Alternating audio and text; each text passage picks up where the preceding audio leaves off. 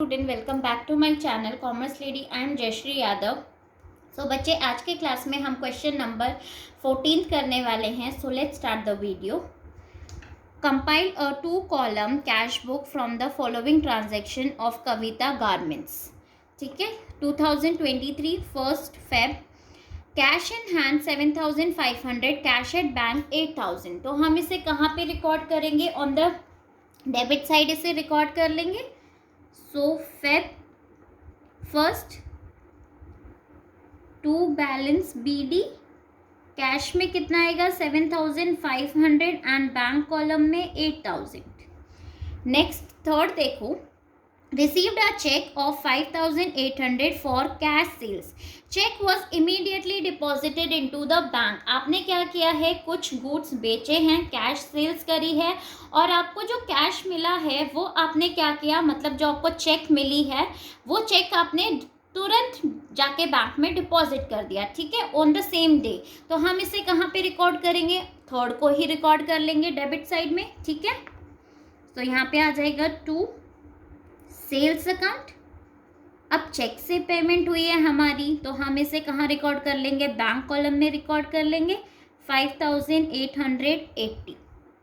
ठीक है, next fifth, receive 2 cheques from Kalpana each of 10,000। आपको 2 चेक रिसीव हो रहे हैं 10,000 10,000, मतलब टोटल 20,000 के आपको चेक रिसीव हो रहे हैं कल्पना से। आगे देखो, हम अभी इसे रिकॉर्ड नहीं करेंगे क्योंकि नेक्स्ट भी इससे रिलेटेड है बेटा। Sixth, first cheque received from Kalpana is endorse to Sunita in full settlement of 10,200। जो चेक हमें कल्पना से मिला था, हमने उसको क्या कर दिया? एंडोज कर दिया सुनीता को। ठीक है, तो हम इसकी कोई भी रिकॉर्डिंग नहीं करेंगे, एक 10,000 की। ठीक है, एक चेक की। नेक्स्ट देखो, second cheque is send to bank for collection. Second cheque को हमने क्या कर दिया? बैंक में डिपॉजिट कर दिया है। सो हम इसकी एंट्री रिकॉर्ड कर लेंगे। सो सिक्स्थ का आपका क्या आ जाएगा? 2 चेक इन हैंड 10,000, आप इसे बैंक कॉलम में रिकॉर्ड कर लोगे। 8, second cheque receive from Kalpana is return as dishonoured by the bank. जो चेक आपको 6th को आपने डिपॉजिट कर दिया था बैंक में, वो क्या हो गया? डिसऑनर हो गया। ठीक है, तो हम इसे कहाँ पे कैंसिल करनी पड़ेगी? डिसऑनर मतलब बाउंस हो गया, पैसे अमाउंट आपको मिलेंगे नहीं। तो ये जो चेक इन हैंड हमने डेबिट करा था, अब कैंसिलेशन के लिए हमें इसे क्रेडिट करना पड़ेगा, राइट?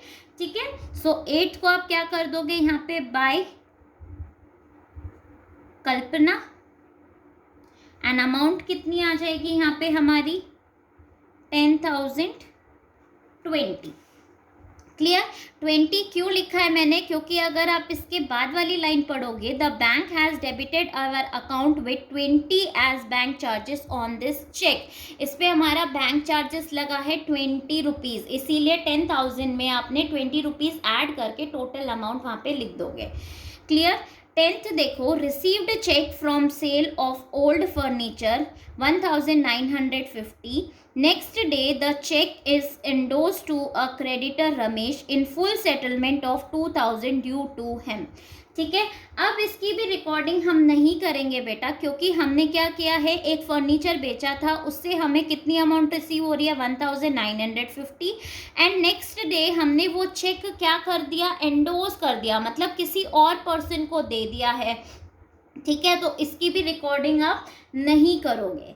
12th में देखो, purchase goods from Mohan on credit for 8,000। आपने गुड्स परचेज किया है, लेकिन क्रेडिट पे परचेज किया है, उधार पे, तो आप इसको रिकॉर्ड नहीं करोगे, क्योंकि सिर्फ और सिर्फ कैश से रिलेटेड चीज़ें ही हम इसमें रिकॉर्ड करेंगे। ठीक है, 15th, settled Mohan's account by giving a check of 4,000 and cash 3,900। अब आपने क्या किया है? एक चेक से पेमेंट करी है 4,000 और कैश आपने दिया है 3,900। तो हम इसकी रिकॉर्डिंग करेंगे, जब भी बिजनेस में से कुछ जाएगा पैसा तो हम उसको रिकॉर्ड कर लेंगे। ठीक है, तो यहाँ पे आ जाएगा आपका 15th, बाय मोहन, चेक से आपने कितनी पेमेंट करी है? 4,000 and cash 3,900। we will record it, ठीक है। 16th, goods sold to Pawan for 6,000, आपने goods बेचा है पवन को 6,000, he paid the amount in cash immediately after deducting 2.5 मतलब 2.5% कैश डिस्काउंट।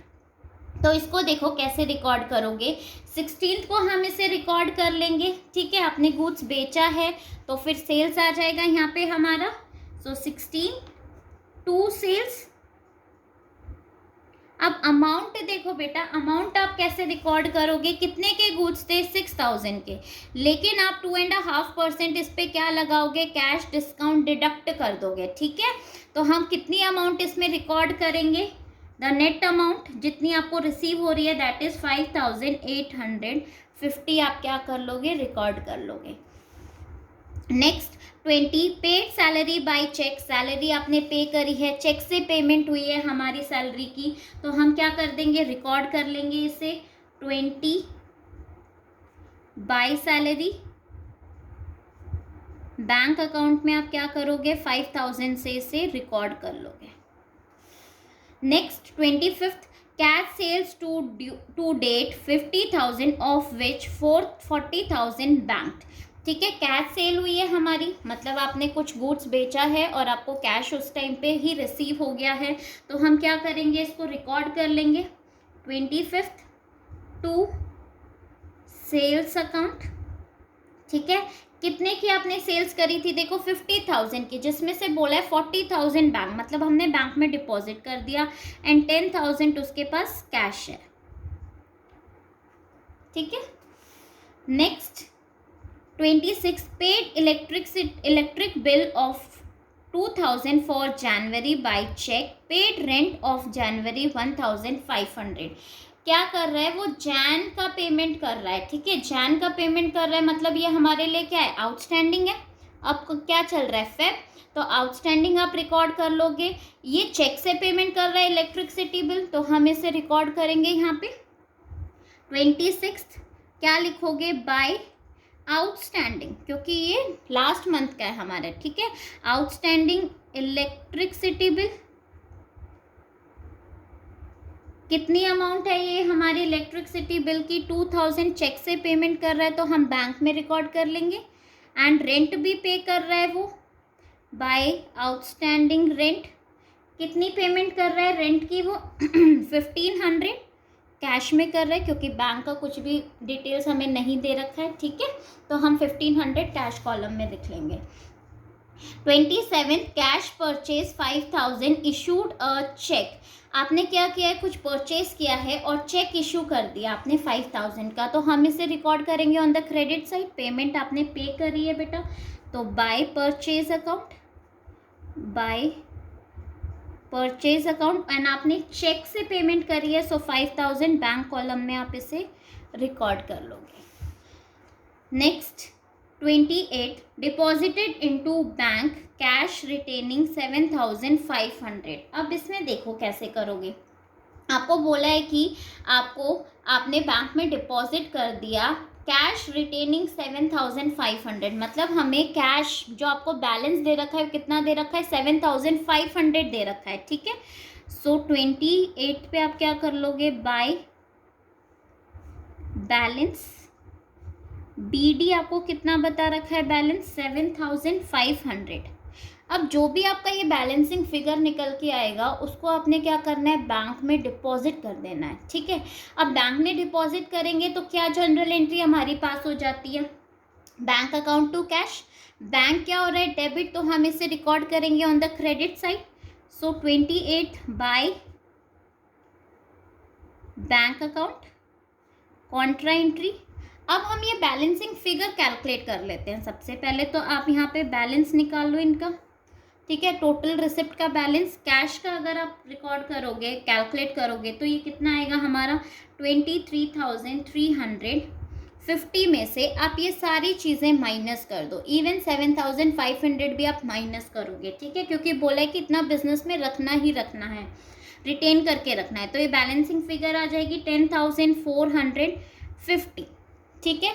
अब इस साइड हम क्या रिकॉर्ड करेंगे, सेम 28 टू, यहाँ पे बैंक है तो यहाँ पे कैश आएगा हमारा, कैश अकाउंट एंड अमाउंट कहाँ जाएगी, बैंक कॉलम में 10,450।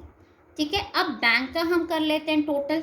तो बैंक का टोटल करोगे तो ये आएगा हमारा 74,330, जिसमें से आप ये सारी चीज़ें पेमेंट माइनस कर दोगे। सो बैलेंस बीडी हमारा आ जाएगा 48,310। क्लियर। अब लास्ट में आप इसका टोटल कर लो, 74,330। ठीक है, अब नेक्स्ट मंथ ये balance BD balance CD next month के लिए क्या हो जाएगा, बीडी हो जाएगा। So March 1 to balance BD 7,548,310। I hope बच्चों आपको एक क्वेश्चन समझ में आया होगा। सो प्लीज़ मेरी वीडियो को लाइक, शेयर एंड कमेंट ज़रूर करना और मेरे चैनल को सब्सक्राइब। Thank you.